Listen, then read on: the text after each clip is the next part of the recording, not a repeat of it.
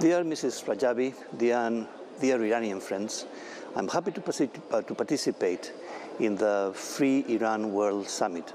Allow, please, to speak of hope, because 34 years after the genocide against the Iranian opposition, Europe is not willing to turn a blind eye to the atrocities committed by the clerical regime.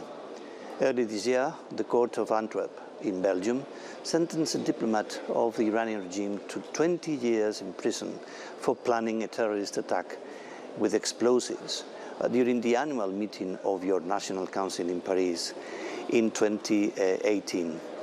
Regardless of whether the Belgian government finally decides to extradite or not these terrorists, the fact is that the actions of the Iranian regime in European soil will no longer remain immune because they have been exposed. We will always claim that the summarily and extrajudicial execution of 30,000 political prisoners held in jails across Iran in the summer of 1988 must be investigated, and the perpetrators of these crimes must be brought to justice.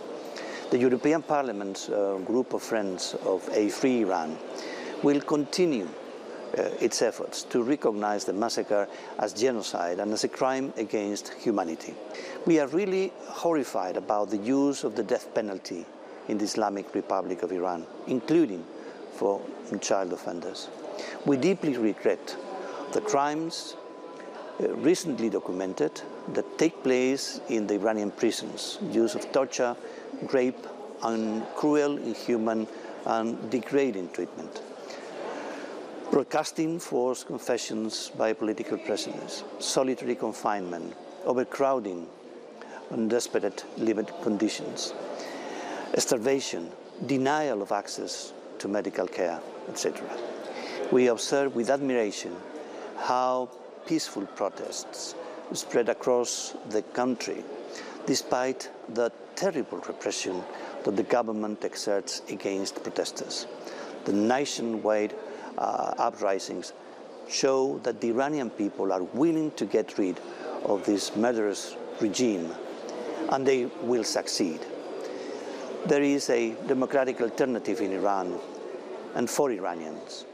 Like all citizens in the world have the right to choose their future. They have the right to freedom and democracy. The Iranian society has also the right to prosperity and opposite to poverty and misery to which the clerical regime advocates them. As co-president of the group of Friends of Iran, I also want to send a message of support to all the people in Iran who continue to fight for the rights and for a better future at the cost of an enormous personal sacrifices.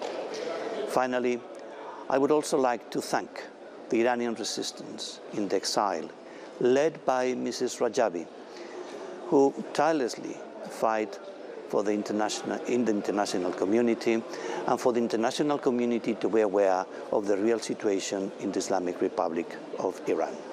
Good luck.